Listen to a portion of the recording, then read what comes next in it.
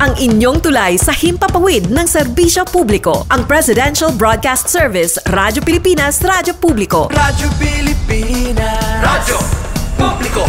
Kinilala ng pang-international at prestigyosong Asia Pacific Broadcasting Plus Awards 2025 para sa kategorya ng Government Streaming. Ito ay dahil sa epektibo nitong pagsasanib ng mga tradisyonal na media tulad ng telebisyon, radyo at print para masabayan ang mabilis na pag-inog ng mundo ng digital at social media tungo sa mas epektibong paghahatid ng mahahalaga at napapanahong mga impormasyon sa mamamayang Pilipino. Kinilala rin ang Radyo Pilipinas dahil sa patuloy na pag-akyat ng rating. Ngayon ay matatag sa pang-4 na pwesto sa Mega Manila ayon sa pinakahuling Nielsen Radio Audience Measurement Survey. At sa social media, nakamit ang mahigit 2,000% pagtaas ng bilang ng mga sumusubaybay sa Radyo Pilipinas page sa unang bahagi ng 2025. Patunay ito na ang inyong Radyo Pilipinas Radyo Publiko ay tunay na kaagapay ng inyong pamahalaan sa paghahatid ng serbisyo sa mga mamamayang Pilipino. Mula sa aming lahat, sa ngalan ng inyong pamunuan at mga kawani ng Presidential Broadcast Service, kasama ang inyong mga himpilan ng Radyo Pilipinas sa buong kapuluan. Maraming salamat po sa inyong lahat, sa inyong pagtangkilik at pagkilala. Radyo Pilipinas. Radyo Publiko.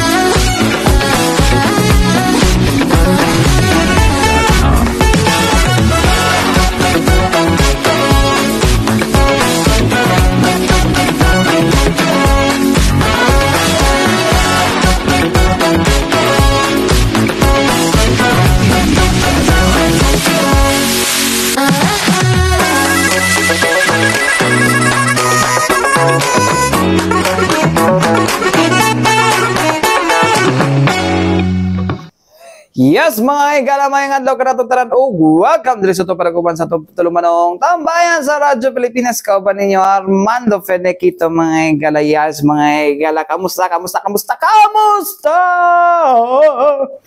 Bita mga igala, kamusta mong tanan diha, no? Nagiulan na ba na inyong lugar, no? Anyong mga lugar karon, no?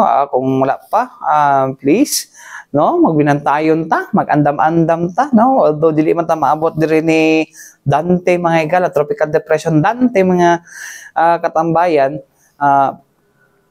mag-amping gyapon ta, mag-igmat gyapon ta, mga igala, no, kay nangimuta pa man ko magkwanta, mga igala, mag-amping ta, mga igala, aron nga kuan, no, malikay ta sa bisan unsa nga mga mata sa disgrasya or uban pa mga katambayan, no? So, well, kuan ang kita. Ingat-ingat lang ta, ingat-ingat ang mga katambayan, no? So, asa naman to, daghang mas lagi ni mga kuan ba?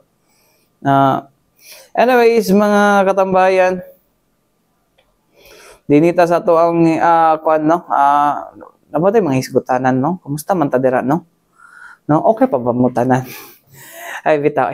Anyways, mga katambayan, dinita, no? Dire-diretso ta, no? Kagahapon, mga igal, no, sa katong gipaygayon nga, sani, pulong-pulong sa mga sa Davaoenos, mga igal, no, nakastorya na to, mga igal, no, ang ato ang pipila ka mga konsehal, mga igal, na first nag-abot, mga igal, no, kay sila kanman, no, sila konsehal Ragde Buyan, mga igal, o konsehal Alright Alejandre, mga igal. Sa gisgutan na to, mga igal, no, kaning problema sa kaning kuan, no, isa sa mga nahisgutan, no, kaya napangutana man sa mga kaubanan na ako, no, ako na lang po hisgutan din, kay sharing is caring man, mga igalan.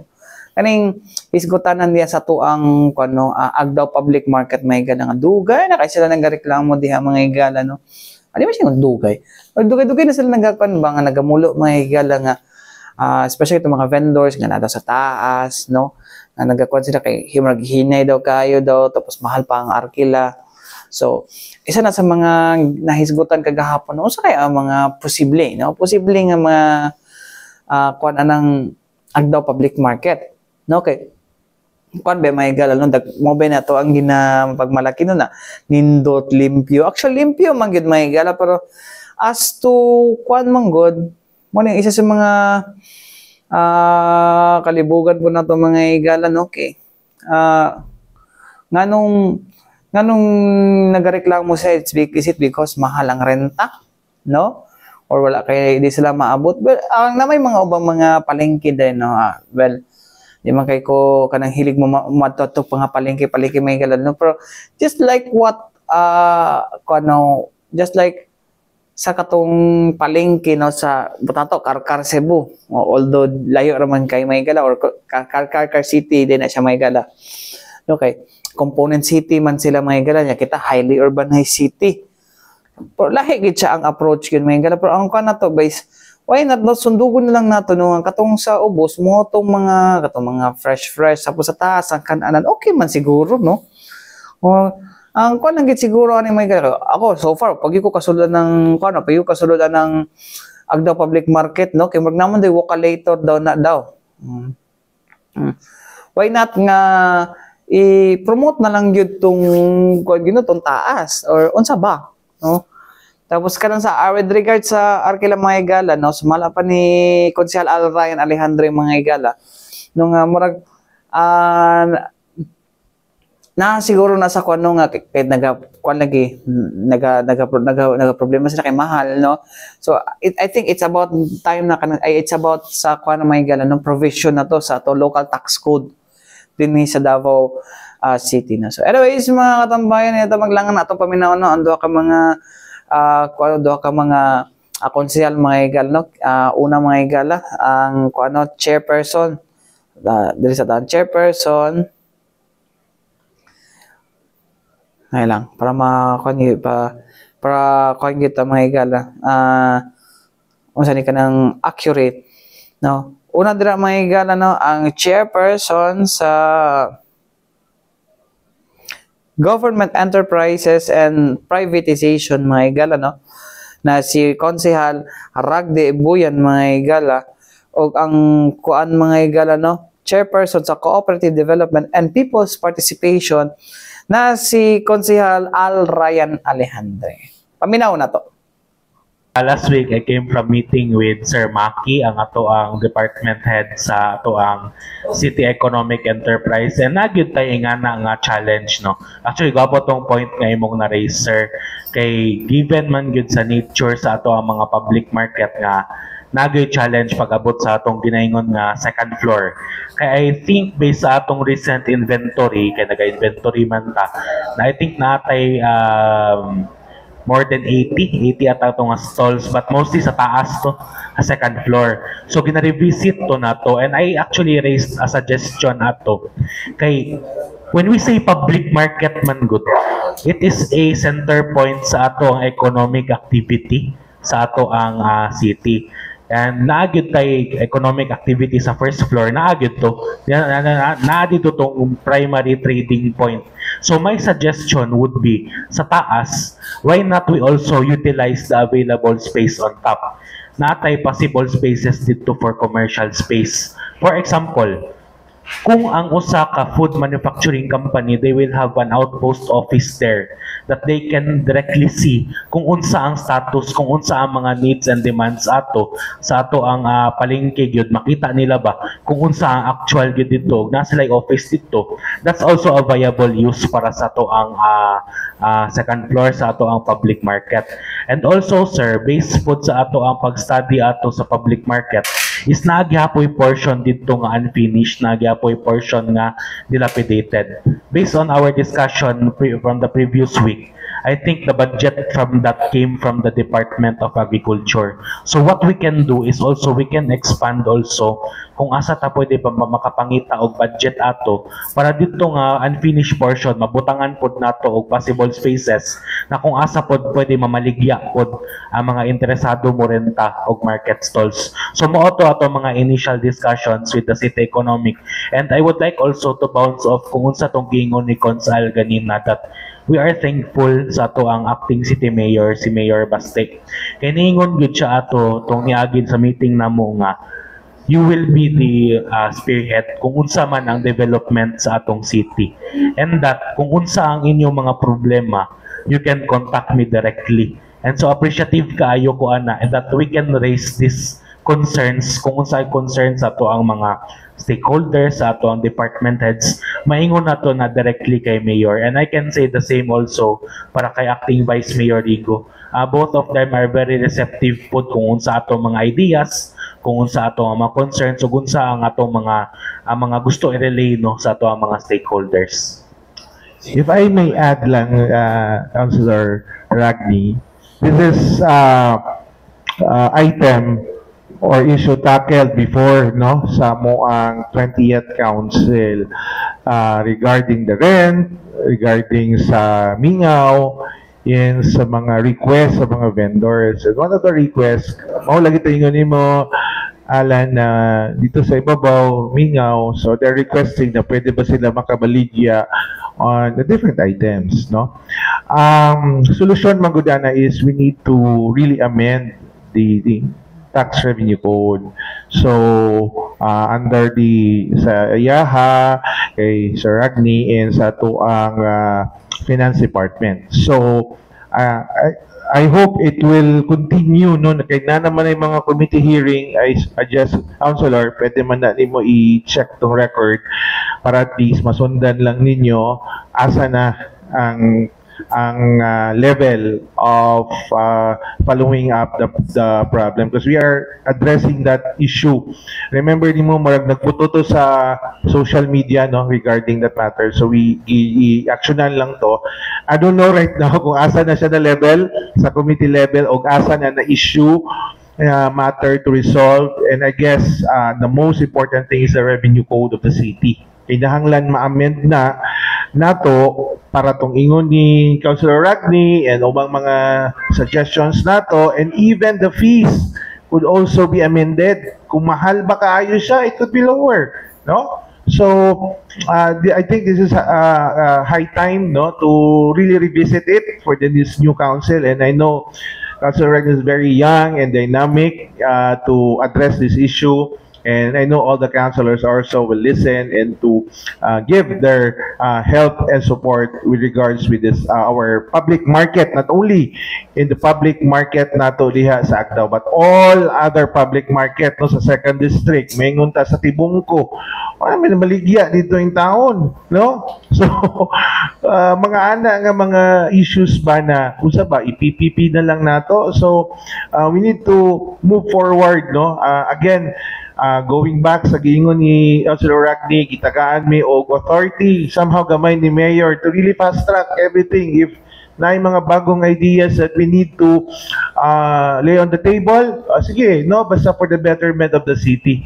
So gwapo po to nga time na iya haming gimit. And again, amo ang assignment namo, I think this August to, amo anang isa-isay ni Mayor unsa naman to inyo mga gustong mahitabo sa syudad sa Davao. So that's very what do you call this, double time na mo no to really prepare our meeting with the mayor.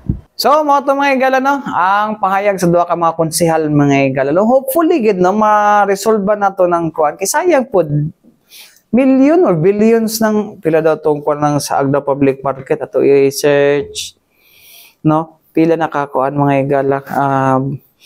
Agdao Public Market cost, public di ko na kan market cost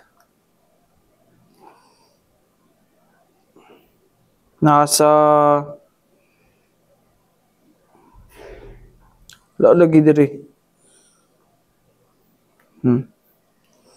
Agdao market renovation budget. Nasa 740 million. No, 740 million tapos yung ana wala mga arkila. Kaya tungod lang na upgrade ang fakuan mga igala facility di. Well, ang kuan mga igala namgi mga tao gid mga higala no nga di kay sila mo gasto gid og dako gid pod no. So pwede ko kaysa naman masayang na no. Kaysa naman masayang na mga higala no. Try na lang sa siguro sa city government no. Mamunto lang gingon ni Konsehal Al na i-try nila i-amend ang provision isa sa mga provision sa local tax code no. O pagpalugi na lang kaysa naman masayang white elephant ang among proyekto may higala. Sayang kay na no. Basig kaysa naman masayang magpalugi na lang gamay pud ang gobyerno ana mga higala no? Okay, lain man pud kung sayang na to ang 740 million no, tapos mo katiwangwang walay pwesto walay na maligya, di ba? Kuan na lang siya mga higala, corporate social responsibility sa government sa local government mga higala no. So hopefully bitaw kuan na siya, ma-resolve na siya nga issue diha sa ato ang kuan mga higala no, diha sa to lokal nga kagamhanan. So anyways mga higala, balik kita man lang sa mga importante pahinumdum ni ato Sibianan. Balik kita mga higala din sa to para kupan sa itong tulumanong tambayan sa Radyo Pilipinas. Kawan niyo Armando Finiquito mga higala. Yes, mga katambayan, no? Dinhita sa ato ang laing hisgutanan mga higala no kung asa ato ang kabahin gyapon sa ato ang bagong city director mga higala no na si Colonel Manan Muarip mga higala. So dali siya mga suggestion mga higala no kung paunsa na to lima kuan no. Isa sa mga kuan is paunsa no. Paunsa masolusyonan ni problema mga higala sa mga mga bata nga magriot-riot, magmaoy-maoy para sa panabo no. Away-away no tapos huguman unsaon na siya pagkuan. Unsaon na siya pag resolve no. So actually na siya gisugo dito sa mga police stations mga higala no. Ganay nga na mga klase nga mga problema mga higala. Hay, pero sa tinud lang mga higala, dito magsigiingon na lahi lagi ng mga bata karon. Actually, tanan generation na maingon anak nga mga klase ng mga bata noon, no? Sa una lang kay wala tay social media. Ay na pud ninyo pud kuan na pud nga generation ingon anak. Unfair pud kaayo sa tinud lang unfair kaayo nga ginatag nato nga mga Gen Z, mga kuan, mga insensitive. Actually siguro basig na-generalize na to ang post. Dili man siguro dili tanan ingon ana pod siguro no? Sobra ra pod kayo nang ingnon ninyo nga kuan tawag ani. Kada iingon ninyo nga kanang kuan kayo mo, kanang tawag ani kanang sobrahan na kayo mo mga batanon karon. Kanang dili napon na depende man pod guna sa ginikanan pod nga nagakuan pod no. Naga-nurture sa ilaha no. So dili dapat nato na iikon na unfair ng ana na sila dili man kana nga dili lang man kay kana nga generation lang no. Dili lang man kay kana nga generation lang na naingon ana nga klase nga mga pagkatao. Tanan generation nga tanan generation may gila na apoy mga entitled no. Napoy generation na grabe kaayo ang ka-deadma. Napoy generation po na grabe kay nga mga maoy. Napoy mga grabe ka maoy sa every generation. No? So dili ta magkuan, di ba? Mabash pa kay nato na usahay ng ubang mga boomer mga higala kay from boomer to kuan, boomer to usa ba na? Boomer o kasi tawag ang isa kanang mga Gen X, amo ng boomer, millennials, no? Naon gyud mga maoy, dana pa mga entitled pud mga anak may gala, sayom na pud na sa kuan pud no. Sa same ra na sa kaning kuan Gen Z tapos nanay Gen Alpha hinahinay ni nagtubo. O na pud na maabot pud na sa yung ana nga klase nga kuan no antod sa generation beta. So ayaw kay mo kakuan nga unfair pero sa tinud lang naagi na mga higala po no nga sa tinud lang po mga higala karon lang mga magdaghan kay it's because of the influence of social media nga karon panahon na sa unang panahon man dili man kay ma-video ano sa CCTV ma-video man siya pero kinahanglan pa nimo mo gasto karon sa cellphone na lang tanang cellphone karon ay camera. So mo na ang kwan karon mga higala no nahitabo karon. But anyways mga higala mo na ang kwan karon no ni Colonel Muarip mga higala. Yang kuan karon mga higala mo din ginato. Tapos na siya ginaduso karon no. Gusto niya iduso sa kuan sa konseho no nga dili lang mag-focus sa tawagan ni kani ginatawag nato nga fine. Okay.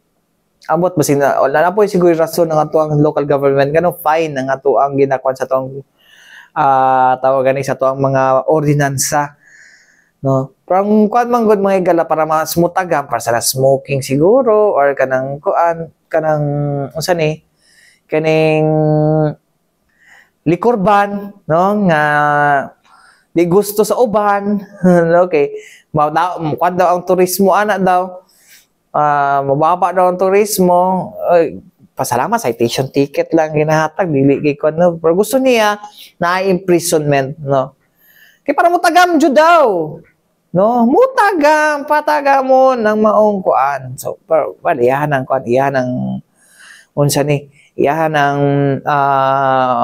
kaning suggestion lang no hopefully suggestion lang dili man siya magbuot no pero mo na yang gusto nga may tabo no kay para mutagam tagam ta mga higala ay alang sa maong hisgutan mga higala nga bisa asa na ko naabot no atong paminawon mga higala ang pahayag ni ni acting Davao City Police Office Director Colonel Manan Caracas Muarip mga higala paminawon nato diyan di ba meron siyang laging away-away ng different youth. So tinuruan ko na siya ng appropriate strategy to answer that situation na nangyayari sa kanyang AOR. And hoping that particular stations will do the things that I told him to address that kind of situation. Kasi nakita ko nga na kulang yung kasalukuyang ginagawa niya. Pinadadagdagan natin ng another strategy and hoping that strategy will really address the problem dun sa nabanggit nyo. And nabanggit nyo na rin din yung ating implementation ng mga violations ng city ordinance at lalo pa nating paigtingin. Diba? Pero yung sa mga places kasi na napansin ko nga lang dito, yung ating mga city ordinance ay more lang dun sa penalty. Diba? Wala siyang imprisonment. Unlike dun sa mga napuntahan kong lugar, yung ating mga city ordinances doon, ay meron siyang imprisonment and penalty. Kumbaga, priority yung imprisonment, second lang yung penalty. So, isa-suggest niyo po yan sa council?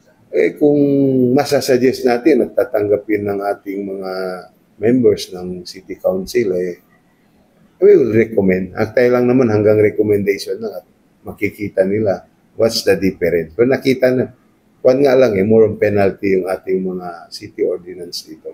But the police is strictly implementing it at nakita naman libo-libo yung nahuli ng kapulisan doon sa violations ng mga city ordinance na existing dito sa Davao City. So, ano yung magiging topic nyo in a meeting with Mayor? Open yan kasi di man natin alam talaga. Basta ako message ko is pan lang talaga tayo doon sa peace and order. To make nga sabi ko, better pa eh. Kung okay na siya ngayon, gagawin nating better eh. At kung meron pang best, di gawin nating best. Yun lang talagang kwan ko rito. Yung pangarap ko for the Davao City. So what can the Davao when you expect from your division? Expect nila na yung kapulisan natin dito, lalo sa DCPO, ay lalo pang paigtingin kung yung pagtatrabaho nga when it comes dun sa policing, yung aspektong policing in the Davao City. Kailangan ba matakot sa Davao when the leadership ni Colonel Muarip? Kung siguro, kung ikaw ay isang kriminal, di ba? You violate na sinisira mo yung komunidad natin, di ba? Nagnanakaw ka ron, meron kang nagtutulak ka, siguro matakot ka. Kasi may paglalagyan ka, ang luwag-luwag ng mga jail natin. Di ba? Kita nyo naman, di ba? Ang luluwag-luwag ng jail natin. So, marami silang paglalagyan sa jail. ulihin at ulihin sila ng ating pulis. So, kaya nga sabi ko nga, strategy lang yan eh. Diba? So saan ka mag-stick, sir? Sa 3-minute or sa 5-minute response po? And do you consider the traffic congestion as a challenge? Hindi siya challenge eh. Doable siya eh. Kayang gawin eh. Eh what more kung andyan na yung police? Sa tingin mo, mayroon pa siyang i-response? Diba? Andyan ng police sa kalsada, sa tingin mo, mayroon pa siyang i-response? Wala na. Kasi wala na tayong krimen. Andyan ang police eh. Eh lalo kung tutulong si komunidad. Eh komunidad, dynamics yun. Sino yun? Si vendor, si barker, si jeepney driver, store owner, si security guard, si manager, kayo. The whole community. Sige nga, may pagtataguan ka, magkagawa ka ng krimen. Is there's a need for a policeman to respond to a crime kung nagtutulungan? Dahil wala na. Andyan na yung police eh. Diba? So we will stick sa 3-minute response? Yeah, ginagawa namin na yun. At sabi nga ng ating Chief PNP, hindi na tayo pupunta sa istasyon. Diba? Just call 911, darating ng police within the period of 3 to 5 minutes. At ginagawa namin yan, continuous ang simulation exercise, araw-araw, every shift. So, mga higala, ang pahayag no, ni Acting Davao City Police Office Director, Colonel Manan Muarip, mga katambayan, no, so moto yahan ko. No, well, para sa yaha, mo gito ang approach no, nga gamiton din para ma-sustain o ma-maintain a peace and order diri sa tuwa sa Davao City, no. So, well, siguro peaceful na ganyan Davao gani sa siyang panahon how about peaceful na gani, no. So karon siyang panahon gusto niya ingon ato nga mga suggestion, gusto niya ingon ato nga mahitabo, no. So unsan lang kay ang Davao City po no, basig samot ka peaceful, no. Bitaw mga opinion ko la ako na ba sadya kanang kanan ako na no. Kanang observation lang ako ano. Pero nindot para sa ako nindot to no. Nindot to siya nga kuan nga na ay imprisonment no. Abi mo na ako ng maximum penalty lang for on ordinance kay kuan lang siya no. Up to 5,000 lang ang kaning fine or more na maximum fine mga higala no. Pero ang kan may higala gi-search ko na no. Allowed ba? Allowed is imprisonment allowed imprisonment allowed as penalty in an ordinance penalty to ako in an ordinance ordinance Philippines lower penalties daw para sa kwan. Pero pwede siya is not considered as a criminal an ordinance violation no. Daghang mga kwan po no. Pero pwede naman siguro mga higala no na imprisonment pero dili kay nga nakataas mga higala siguro mga 3 days to 5 days no. Kung patilawon lang og hotel di Aguanta. Ana siguro no. So anyways, mga kalaman tayo kung oras sa ngalan sa Tibuok Pwersa sa DXRP Radyo Pilipinas, Radyo Publiko Davao, mga kalaman kayo ng kawan Armando Finiquito. Alang sa tambayan sa Radyo Pilipinas, hangtod sunod daw sa vlog. Salamat! O may adlaw, kadatong tanan.